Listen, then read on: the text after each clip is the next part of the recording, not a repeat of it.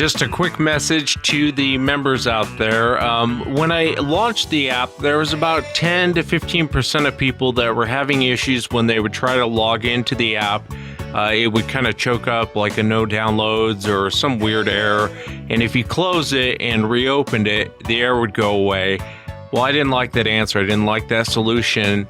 And so on Wednesday, the web server guys found out where the breakdown in communication was. It has to do with these plugins. It's a long and boring explanation, but they're working on it.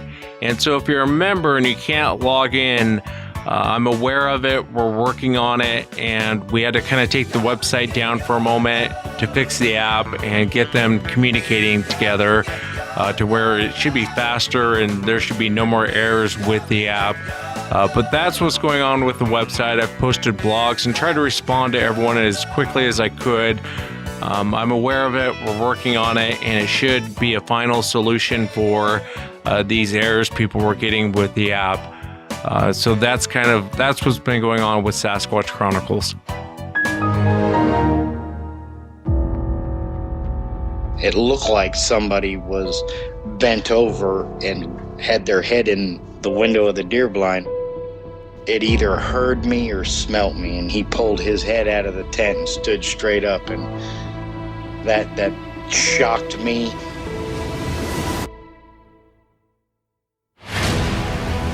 They don't make people that big. The way it moved, almost as if it was gliding across the beach. I've never seen anything move like that in my life. They were screaming at each other in gibberish. It sounded like a language, and they were chuntering away back and forwards, back and forwards, back and forwards. I know what a bear looks like, and there is no way on this planet that what I saw were bears.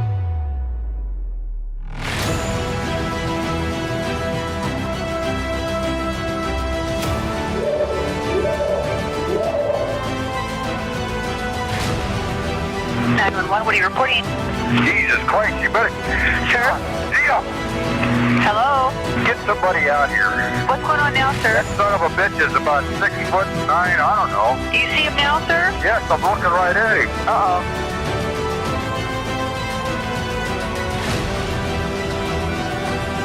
This is Susie from Southern California. You are listening to my favorite show, Sasquatch Chronicles.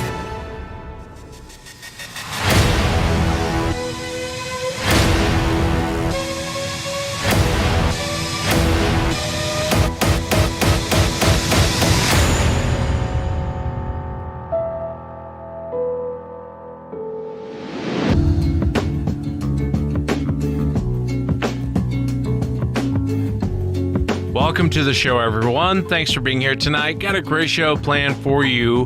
We're going to be chatting with Kody. And Kody grew up in southeast Oklahoma, on his kind of around his grandfather's property. And there's a lot of weird things that happened around his grandfather's property. But he was out hunting, and he seemingly woke up one of these creatures, came right up to it, and it was within a few feet of him when it popped up and spun around. I'll kind of let Kody go into it. If you've had an encounter and you'd like to be on the show, shoot me an email. My email address is wes@sasquatchchronicles.com. And if you get a chance, check out sasquatchchronicles.com. You can become a member and get additional shows. And that app will be resolved by the end of this weekend. Thank you again for being here. Let's jump into it tonight. I want to welcome Kody to the show. Kody, thanks for coming on. Yeah, Wes, thank you very much for having me.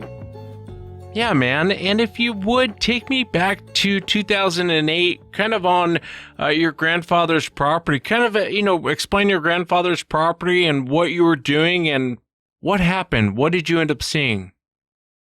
Yeah, definitely, Wes. I'll go into detail on that. Kind of starting off and giving a background, I grew up in the outdoors, hunting and fishing. That's really what I love to do. I later had an opportunity to go play football, but honestly, any time that I was out of school or not at practice, I was in the woods or on the water. I'm a big bow hunter. I've trapped growing up, so have an in-depth knowledge of anything that's there in the woods or on the water. Grew up on a place out in the hill country, so we were always around animals such as deer.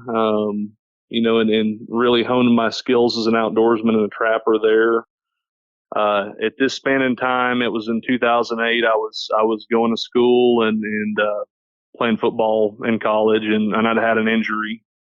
So that being said, I had a break during a little bit after spring break. This would have been end of April, beginning of May time frame. My granddad lives up there. He had a close friend. They'd go up to the coffee shop, every morning, and they would drink coffee. And he had his finger was always on where the deer and turkeys were, wherever they may be. He or his buddies were talking about it. Getting back to the story, just kind of gives the background on this property. One of his really good friends. It's very remote and out of the way. It's kind of you go up and over a first ridge of the foothills there. Kind of the foothills or base of the big mountains, and you go and there's a small logging trail that goes down and it opens up. You'd cleared for some cattle back in there, kind of a horseshoe shape. This place was just loaded with deer and turkeys. So, my best buddy and I that I grew up with, we both headed up there to Grandpa's, and we got back in there. He drove us down. He said, "Hey, boys," he sat us down. He said, "Boys, this is where the turkeys ought to be in this little valley. You guys, go down in there." And, we were about 18, 19 at the time, grew up turkey hunting. So he had no issues. He goes, "Hey, y'all go get after him." And he was not to the point. He loved listening to him and wasn't as mobile, as he used to be. He used to be one of those where you would follow behind him, footstep for footstep, behind him and trying to keep up. Well, that being said, he kind of let the young guns go get after it. Kind of a detail behind that time of year, it was kind of a late cold front. That region being a little bit higher elevation, we'd had a big cold front. It was a high pressure cold front, so it dropped the temperatures down in the 40s at night and 50s during the day, which historically, that temperature is, in the 70s or 80s, and turkeys are gobbling and the dogwoods are blooming. This front with the high pressure had completely shut them down. So they had went up into the woods, up a little bit higher in the timber, weren't gobbling, were completely silent. So I told Alex, there's a horseshoe. It went to the east and the west. I go, "Hey, you go around to the east side, and I'm going to go around and hook around to the left and to the west, and we'll go our separate ways and see if we can roost some turkeys," because we'd sat up on the ridge overlooking this valley pretty much the majority of the morning, and it had been completely dead silent with no noise whatsoever and high pressure, and that's just kind of the name of the game when you're turkey hunting early in the season. So that being said, we split off, and Grandpa, he said, "Now you boys be back here. I'll be sitting here waiting at the truck before dark." And he was a big stickler on, we were kind of wild and would ramble all over the place and get out of range pretty quick. So he gave us some VHF radios and compasses. We'd hunted in there in years past, so we weren't worried about it, and kind of blew him off. We both left our VHF radios there with him on the bed of the truck, and he didn't know it. So as I moved off to the west, it was probably about 3:30 in the afternoon. Chilling back off, the sun had kind of gone behind the high ridge as I looked up the mountain. This ridge was probably a half mile up it before it drops off in the back. The key to this story is that the back side of this was kind of a place that we call Round Prairie. It was uninhabited at the time. There's no access, back roads, anything. So it's completely cut off to the public, driving dirt roads or any of that. It's completely wooded and wild. So there's nothing back behind that. I said, "Okay, well, I'll head up there." And at that point in time, you normally will hunt turkeys in the morning. They go to roost in the evening. They'll gobble right before they go up in the tree to go to bed. And I went up this box canyon to this, this high ridge, and I kind of started traveling down it. Well, I remember specifically that the wind was in my face. It was blowing up the mountain. I was traveling down the top of this ridge. And it was, it was kind of funny. It was a cooler year, so the foliage and the leaves hadn't completely grown green yet or grown back. So there was still quite a bit of oak leaves, on the bottom. You could hear squirrels, you could hear anything, a deer coming through, whatever it may be. I get up on top of this ridge and relatively thick, and then you get into some blackjack oaks that go from pine to oak trees, and it's more of an oak ridge, so you can see down the side. I remember specifically taking note as I got up on top of that ridge. I looked and said, "Man, there's a big old trail up here." So this is, and thinking forward, forward thinking to Thanksgiving that following year, Christmas, in that time frame when deer season opens. So this is a big deer trail. So this is a spot that I'm going to come back to. As I traveled down that, the wind was in my face, and it's kind of funny as you're in the woods and get used to scent control and hunting deer. I've hunted elk and all that, so I'm always very cognizant as to where the wind is blowing and where my scent's traveling. I walk down this ridge with the wind in my face, and I get about halfway down it. I stopped twice to glass, and I hit a crow call once or twice to try and see if I could get a shot gobble from the turkeys if they were in the area, obviously because the foliage wasn't completely on the trees yet, so you weren't hidden. Once you got skylined on that ridge, you could, heck, a turkey can see you. They see very well. So, I was decked out in mossy oak, from head to toe, and I had a face mask on and gloves. I'm just a stickler for that because I bow hunt a lot as well. But I had stopped in glass, and I was kind of taking it easy. It was obviously I was in pretty decent shape getting up that ridge and just catching my breath. I remember specifically coming down the top of this ridge, and it was almost like I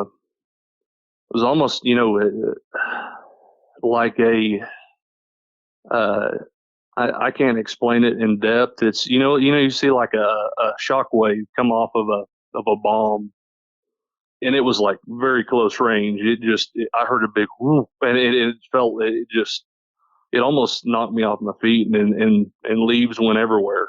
And I was like, what is this? I locked up, and it was almost like a force came up in front of me. So as I took a step forward, it was almost like I'd made a booby trap go off, and it almost put me on my butt. It was almost like a shock wave hit me, and I don't know if that was sheer fear or if it was something putting off some kind of a defense mechanism. I don't know. All I know is that it froze me up. In the half a millisecond that it took me to take that step, and this thing, in the best that I can explain it is as I walked down this trail, there were blackjack oaks and there was some thicker brush, some greenbrier and blackberry bushes kind of off to the sides. And the best thing that I can pull together as I took that half step forward, it was kind of up to my front left. I would say no more than 8 or 10 feet away. I had my gun it wasn't across my arms, but I had it on the stock, and I had I was able to, in that millisecond, swing my gun over as a single shot. So it had a hammer. I was able to pull that hammer back. And as soon as I did that, what I do recall is that I saw dark brown, almost reddish fur, dark brown, super, super dark. And in that millisecond, I took to turn that shotgun and taking that step to aim. That's whenever I felt just that shock wave. And I can't even begin to explain the amount of force that felt like hitting me. As best as I can think, it was like a giant, deep, I'm used to all kinds of noises, and I don't know that I've ever heard. It was a deep, deeper than I can even go. And we hunt gators and stuff down here. I think that was probably the closest or deepest that I could get. Maybe it mixed with just a monster sound, and I don't know. I don't know if that was from the vocalization or from it hitting its feet to the ground or if it was from its hands, but I remember seeing that dark reddish brown, and it's almost like, as soon as you realize it doesn't matter what you're doing, as soon as you realize you messed something up and like there's no turning back, that's what I instantly felt. And then I felt that shock wave and that sound. The best that I can recall is being that close to something that I instantly, the first thing that went through my head was big bear. Being on the ground, being close to the ground. The second thing is seeing brown and red, but then seeing the side of a face. And the side of this face being within 8 to 10 yards of me. Or not 8 to 10 yards, 8 to 10 feet. I see the side of a face. I see a big ear. I see the side of an eye. And then I see a hand. And as soon as in my mind was having a very hard time processing this, within a millisecond of me taking that step and turning with the gun and having it cocked is whenever I felt that shock wave. And I almost, as you're almost about to black out, you see kind of tunnel vision or maybe something happening so fast that you feel like you're it's almost slow motion. And my mind couldn't process exactly what that was. As it turned, it was right on the edge of this ridge that goes downhill. What I began to realize is this thing had arms and then it had legs. It moved from point A to point B faster than I could even do anything but turn my head. It came from the top of this ridge in its bed, from the best that I can recollect, to making that noise or making a shock wave go off. I don't know if that was its leg or its arm hitting the ground, and or it making that sound. The way that it moved down the side of that ridge. So if anybody knows, about those mountains in southeast Oklahoma, they call Oklahoma rock on houses that for a reason. It's that and big, granite and shale rock. So there were boulders underneath these oak leaves going down this ridge. It went straight down the side of this ridge faster than I can even. I don't know. As fast as it moved as fast as, say you're on a 10-story building and you drop a rock or something off of it. That's how fast it moved. It went from point A to point B in a second and a half. As my mind, this was happening within, a couple seconds. I see this thing and I don't know how it was moving. The best I can recollect is that it was on its butt or maybe using its legs that I couldn't see, but it looked like it was sliding down the hill or the ridge super, super fast. And the reason I say that is because as it was going down, there were those little black jack oak trees, and I could see an arm come out, pull down, arm come out, pull down, arm come out. So it was using those trees to pull itself down that hill. And I don't know whether or not those legs were bent or if it was on its butt sliding. I can't tell exactly what it did. It got from 10 feet in front of me on its bed, on its butt, laying down, seeing the side of its face, turning, stopping me from doing anything whatsoever. And I don't really know exactly how to explain that force that it did or what it did, but it stopped me from moving. I couldn't react or do anything. And I was in self-defense mode. At that point I was in tears, didn't know exactly what was happening. I do know that, it was massive. I'm 6'7" and played football. Its arms were as big as my legs are, if not bigger. Across the shoulder, as it turned going down the hill away from me, its shoulders were every bit as big as my F-250 hood. It was probably 5 foot across or 5 foot wide. I remember everything, and it happened in slow motion. And just trying to think back on that just puts me in a different place. It's scary. I remember it looking kind of side-eye or slant-eyed at me. It had huge eyes. From that close up, I would say it was a mix between and it had almost like a mix between a great ape and a human. It had big eyes. I would say those eyes were probably as big as, I'd say they're much bigger than a ping pong ball, maybe like tennis ball size, just huge eyes. I saw whites in those eyes. As it turned its eyes, I could see white. Eyes were completely dark black.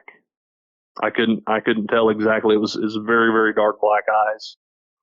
Had a very, very strong jawline, protruding brow. And when it was headed away from me, I could see it almost looked like it had big humped up shoulders and no neck. Had a big, big forehead, but had hair all the way down to the brow and its eyes. It almost looked like it had a kind of a grown out hair on its face, kind of a beard that grew into its chest and neck. I do know that there was on its knuckles, and it had black fingernails kind of grown out and like conical shaped looking fingernails. It had that brownish, that dark, almost black hair, but it was real, real dark reddish brown. The skin wasn't, and you would think it'd be like tan looking. It was almost like a dark, dark grayish black color. On its face, it almost looked greasy with wrinkles everywhere. You'd think, like an older person. That had it around its eyes, around the creases in its mouth, and on the knuckles of its fingers. And, obviously fingers, it would be just like the best I can describe it as a giant hominid animal beast thing. I don't even really know how to explain it. Yeah, it's scary, man. Scary being that close. You're 8 to 10 feet away, and this thing's right there. I'm not sure what I would have done. I think I probably would have shot it, but just out of fear, not because I'm a big tough guy. I think just out of shock and fear and being that close, it would have been more or less just kind of a reaction. There's a theory or an opinion in the Bigfoot world that these things produce infrasound. And if you look into infrasound, tigers, there's other creatures that do it. It will make you freeze. I mean, it will make you lock up, but so will fear. I mean, I would imagine being in this position, you're completely shocked. And you're a pretty big guy, Kody. I mean, you're 6'7". How much bigger is this creature than you? It had to have been every bit of 8 foot, or if not taller. Its arms were every bit as big as my legs are, and I guess from waist down I wear a 38 length jeans, and its arms were every bit of that long and as big around. And I guess to kind of go back to that part of the story, as I'm trying to process this, I'm locked up. Can't move. I'm frozen. My head is kind of cocked and turned to the direction it's going. The gun hasn't even moved from where it was initially at, because I'm seeing tunnel vision, like looking down at this thing and not really realizing what this is, if it's a bear or if it's a Bigfoot. I see these arms coming out, and within, I would say, 3 to 4 seconds, it put 50 or 60 yards between myself and it within 2 seconds. And as I'm sitting there, I'm borderline about to break down, and my gun hadn't even moved up from where I'd initially turned it. And the reason I say it was sliding down on its butt or using its legs in some kind of a short form or fashion is it stands up. It looks up at me. It grabs its arm, puts it on a branch, and it bares its teeth at me. It looks directly at me and does its eyebrows down, like it's mad, and it bares its teeth at me. And at that point in time, I almost passed out. As soon as it did that, the gun, and I don't know what it was, almost like it was saying, don't even try it, don't do it. And the best I can recall is just I was about to drop the gun. I said, if it got down the ridge that fast, it can come right back up the ridge and get me that fast. It had a giant mouth.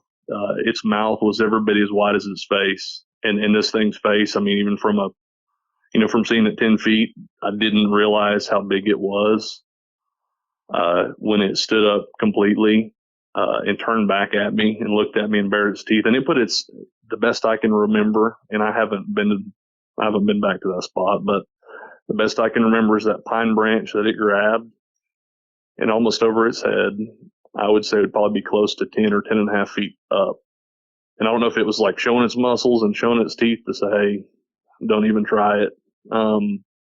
It had a mouth that was every bit as wide as its face, which I'm assuming is probably 10 or 12 inches across. It had giant block teeth. It was giant block teeth all the way across, and it had canines on the top and the bottom. Yeah, I appreciate you going into descriptions. What do you think happened? Do you think the creature was sleeping and you just kind of stumbled upon it?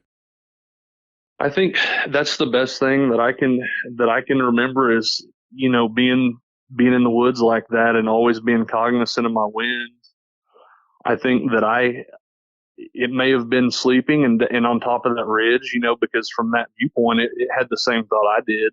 I know for a fact it had to have heard us come in there. It had to have been watching us or some shape or form, because Grandpa had been in there scouting for the turkeys. And then, my buddy and I were in there that afternoon. So it was probably up on top sleeping.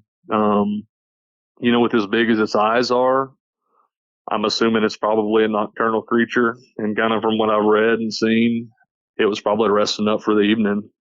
Snuck up on it by accident, by sheer dumb luck. Yeah, I feel for you, man. That's what it sounds like happened. And so what kind of happens next? And do you tell anyone about what you had seen? I held it together enough. I remember that it went down the ridge toward the truck where my grandpa was waiting for us. As it and I guess remembering back on this, as it stood up and bared its teeth at me and then walked off, it walked off in complete silence. And down the side of that ridge were still oak tree leaves and stuff, as it's turning spring, it's still very loud and crunchy. You can hear those leaves crunch even when a squirrel's going through them. It walked off through that in complete silence. At that point in time, I knew that it was king of the mountain, that I was nowhere nearly as bulletproof as I thought I was. I was on top of that ridge. I remember almost, passing out, and I said, hold it together, Kody, hold it together, Kody. And I'm quickly jotting through my head, why didn't I bring that walkie-talkie that Grandpa had for me and my buddy? As it went down the ridge, the opposite direction, moving from left to right and disappearing, I said, I don't know if this thing's coming back. I don't know. I couldn't figure out what the baring of the teeth and raising its arm up meant, except that, I can come get you if I want to. I went the opposite direction. I went off the backside of the ridge, and I remember there being a county road or a dirt road that loops around by the house. And I was like, okay, that's about a mile in a straight line as the crow flies. I can make it there before dark. I remember having a breakdown almost and going as fast as I could. It didn't matter if there were green briars or thick brush. I was going through it to get to that road. And I said, I'm not about to let this thing get me. It's funny. I got out and I was torn up in a mess and sweating. I remember I'd bought new Mossio camo for that season. I'd saved up for it. And I remember getting out on that road, the quickest I've ever traveled anywhere, full bore running downhill as fast as I could. And I remember looking down and seeing my legs through those pants where they'd been ripped and torn by the greenbrier and brush. It was just sheer, I don't know if you'd call it fear or pandemonium. And then I do remember, I know Grandpa had a revolver, a .357 revolver, and I remember it going off. It was almost dusk, and I was whipped and out of it. I was so tired from I don't know if it's adrenaline or fear, I guess all of the above. I remember that revolver going off, boom, boom, and it went off 6 times. And that was him saying, okay, Kody got lost. I didn't even question. I didn't think Bigfoot had even messed with him or any of that, but going, hey, the truck's over here. Don't get lost. I walked all the way down around by the house place, and I actually saw their lights. I guess they were going to get the authorities or what they were going to do, but they were coming back to the house, and I was actually walking down the road from the house back toward the mountains. from from the opposite direction. I just remember getting they hauled butt up to me in the ranch truck, and I remember them getting up to me with just such a puzzled look. They said, "You got turned around, didn't you?" And I said, "Yeah, I did." And that was like a 3.5 mile loop from the top of that ridge going the other way and around that dirt road to the front of the house place. So they were very puzzled as to what happened. Granddad being an ex-military veteran and, being born in a different place and age, I didn't even bring that up at all because we'd asked him as we were younger about it. And he said, "Oh, I don't believe in that rubbish or any of that junk." And I know that he may have had encounters with it, but with him being the way he is, he wasn't going to admit that. The funny thing about it is that I told Alex, the buddy of mine that grew up with me, and he laughed for a second, and then he goes, "You did make it around to the old house place in like record time." He said, "You must have been really scared." I said, "Yeah, look at my pants." And he looked down and saw the rip, where the Greenbriers had tore my camo open and stuff. As I think back, back on that event that happened, we had heard one of my granddad's other buddies said, "Yeah, there's been a mama bear and the baby coming down, and they've been taking," they had sand plum trees and pears there in the backyard. He said, "Yeah, they've just been taking all of my dang plums and my pears and everything." And I thought back and I said, "I bet you that was not a black bear." I know that your grandfather, he's probably from that World War II generation, and but your father grew up on this property, didn't he?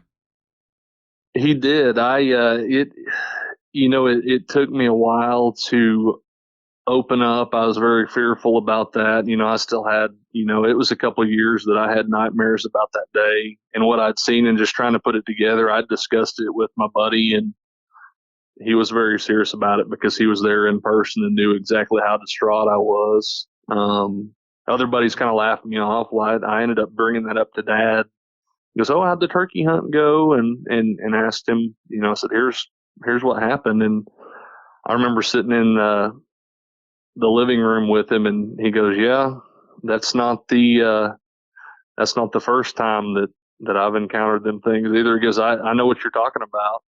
And I said, "What do you mean? Would you go into depth on that?"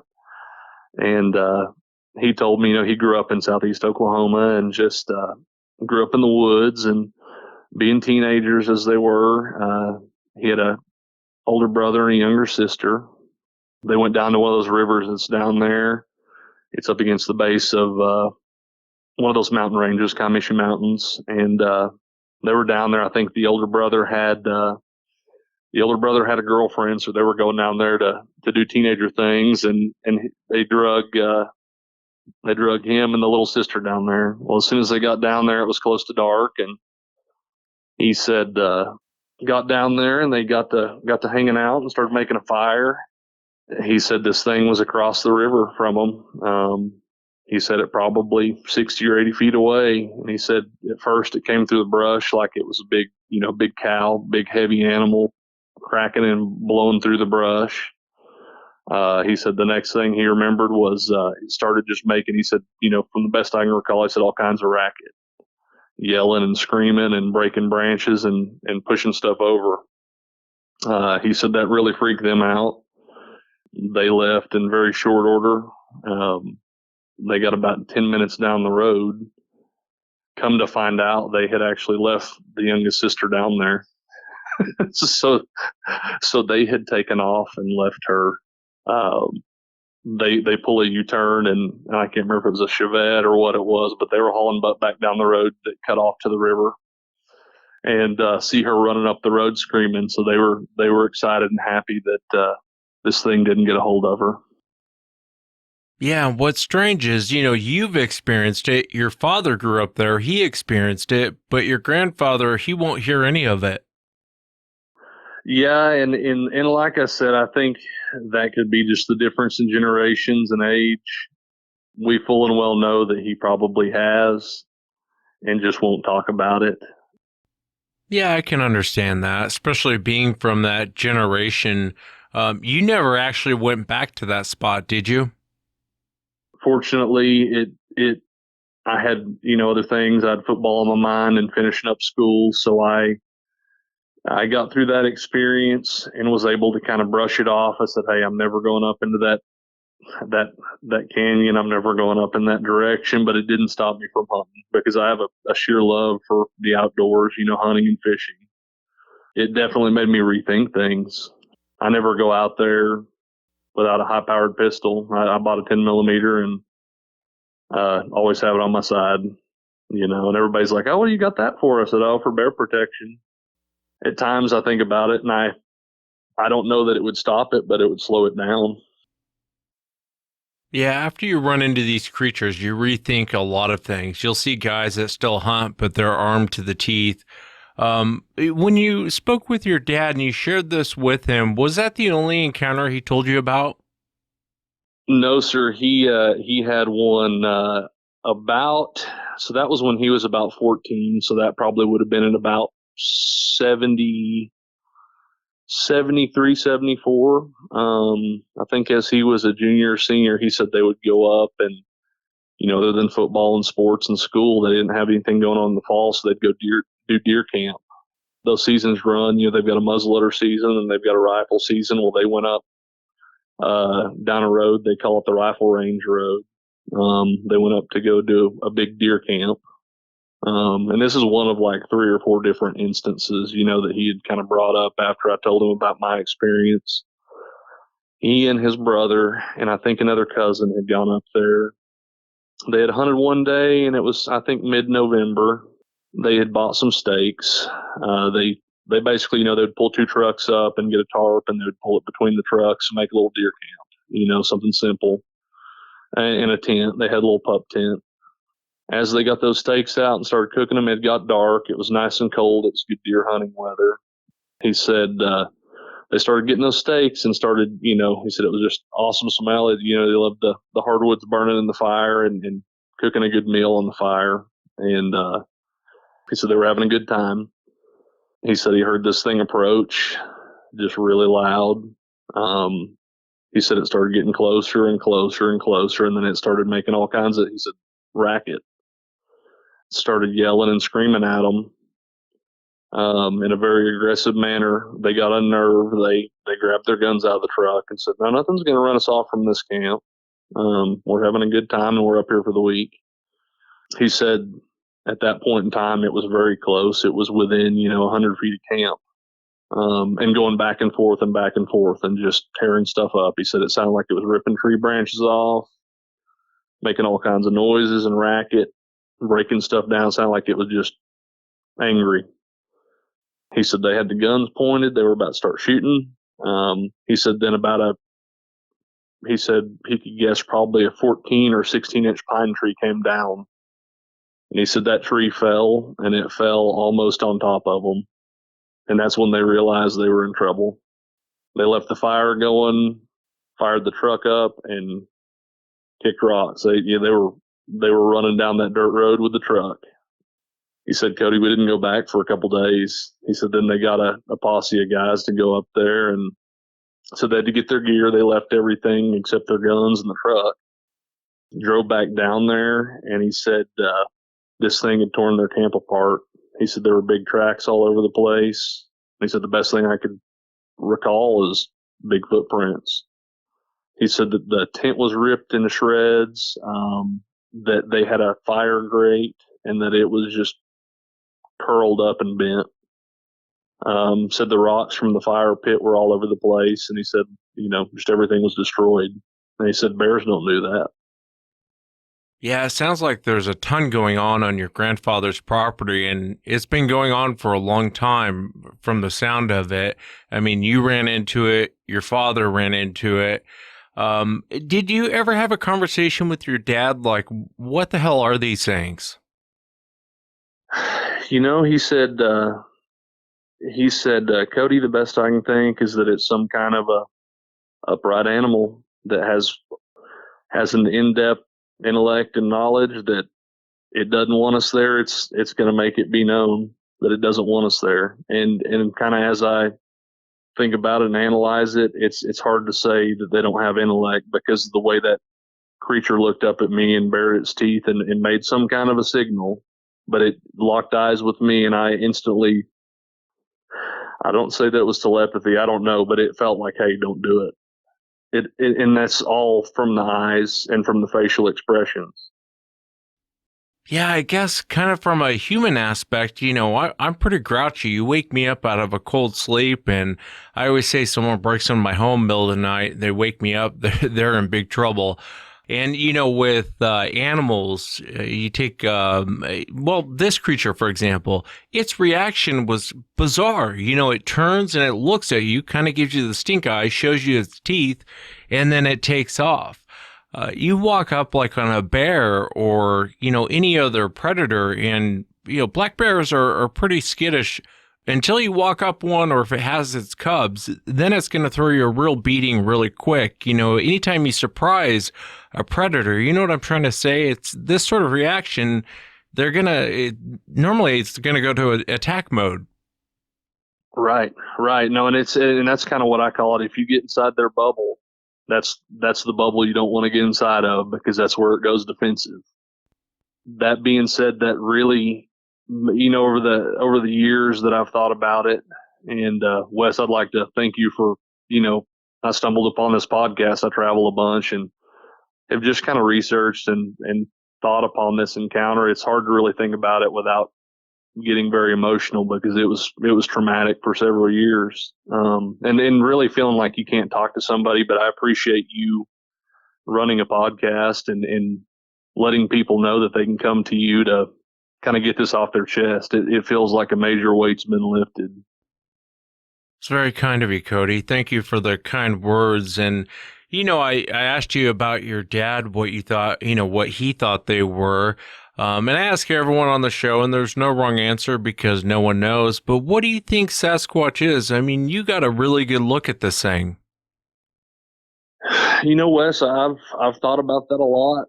I initially, from hearing stories growing up and thinking about that in depth, I thought it was, it's, you think about the Jack Link's beef jerky, this is Finding Sasquatch or whatever, or Harry and the Hendersons, and think of it in a lighthearted manner. But in my opinion, from seeing something that close, this is a monster. It's a large, primitive, I wouldn't say a hominid. Well, maybe it is. We don't know what it is. A hominid species. It has several ways of defense. I mean, not letting it be that they can travel faster than I've ever seen anything in my life, and probably ever will. That shock wave that it let off, whether it be that guttural noise that I heard, or it pounding its foot or hand on the ground to stun me, I don't know. That brings up another question. What kind of powers do they have? I mean, obviously, I was in that mode of defense mode thinking it was a black bear. If it would have been a black bear, I think I reacted quick enough that I could have got a shot off. With what it did to me and the way it made me feel, it locked me up to the point I couldn't turn the gun, and I had to hammer back ready to pull the trigger. It makes me think that they've got, there's a lot of stuff I think that we don't know. When I think back on that and just the reaction, we're talking milliseconds, like the snap of a finger. That thing could have turned and been on top of me and broke my neck. I mean, I don't think it would have took a whole lot to do that either with how big it was. I think that, and I kind of think from in hunters and conservationists, I guess I could maybe back up a little bit and take that stance. Going back to black bears. Black bears can smell, I think, from what I'd researched or looked at, and I've hunted bears and stuff, but they can smell like 2,300 times better than a human. They can smell 7 times better than a bloodhound. They can smell a human up to 20 miles away. So that got me thinking, from sheerly being from a hunting perspective, I always use scent killer when I'm deer hunting. I use the wind to my advantage. I bow hunt, so you have to get close range too. What if these things can smell better than a black bear can?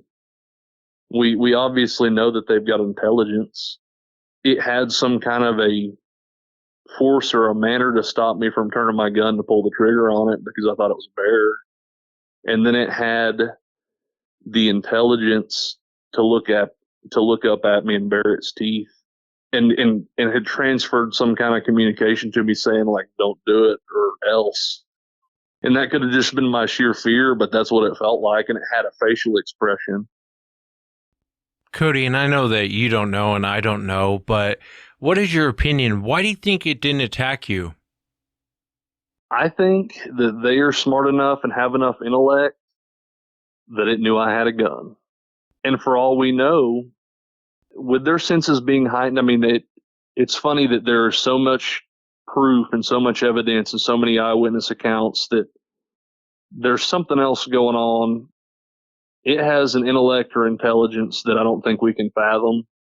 They obviously have some way of form or communication. You know, they talk to one another. They can show facial expressions, and they also can make us feel ways that we can't explain. But I think, you know, maybe the reason it didn't attack me was because it saw 3 of us come in there, and it said, well, if I take him out, then these other 2 are going to come looking for me, or there'll be a huge search party looking for him, and I'll be in trouble.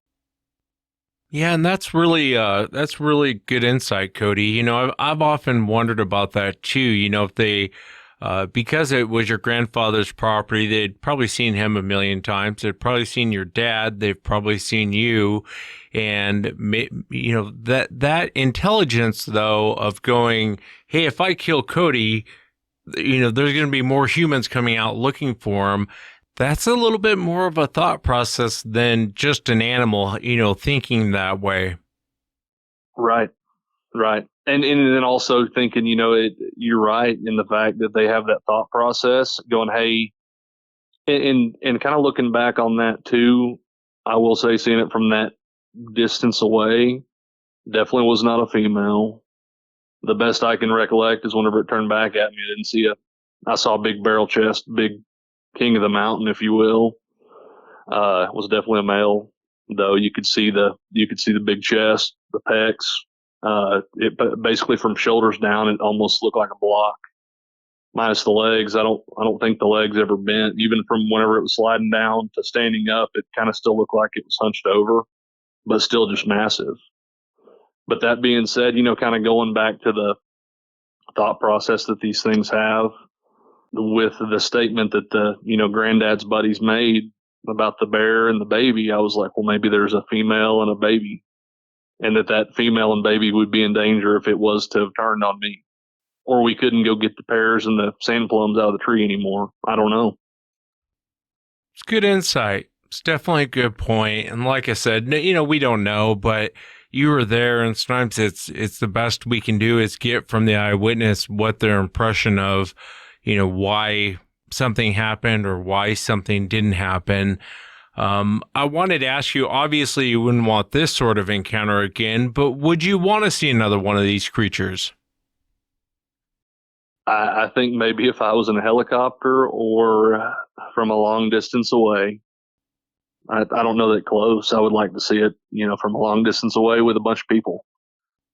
From a woodsman perspective, if these things have not been found and are intelligent, I know for a fact that deer, I have trail cameras up all over the place for deer, and I scout deer and all that.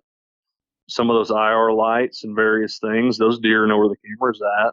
It may be hidden in camo, but you can tell those deer look directly at it. And I said, well, a deer does not have near the intelligence that these creatures do, you know, or the mindset. It can definitely probably see those cameras. They may see in a different spectrum, you know, like a dog sees in a different color, fish see in a different color spectrum. These definitely have bigger eyes than anything I've seen in the wild.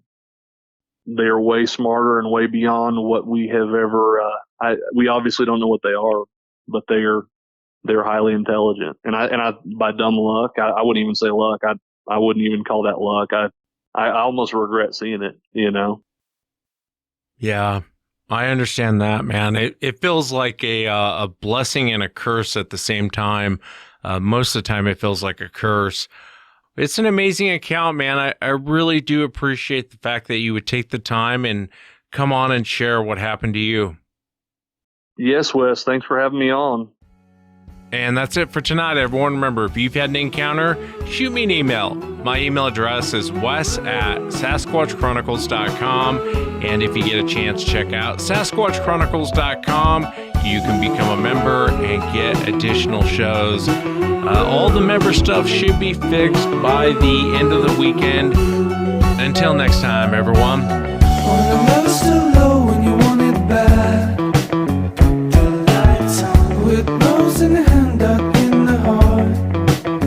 The lights on, my wheels untone to go alone. The lights on, baby you should know without you I'm gone. With the lights on, this is my home, place where I own. Memories of you, dear, under your eyes. Close at the sky, I'm mesmerized. Memories of you, dear. I saw a moon as a human and brighter. The lights on, and its power grew wider. The lights on, so I put my spirit a little wiser. Into something quieter with the lights on.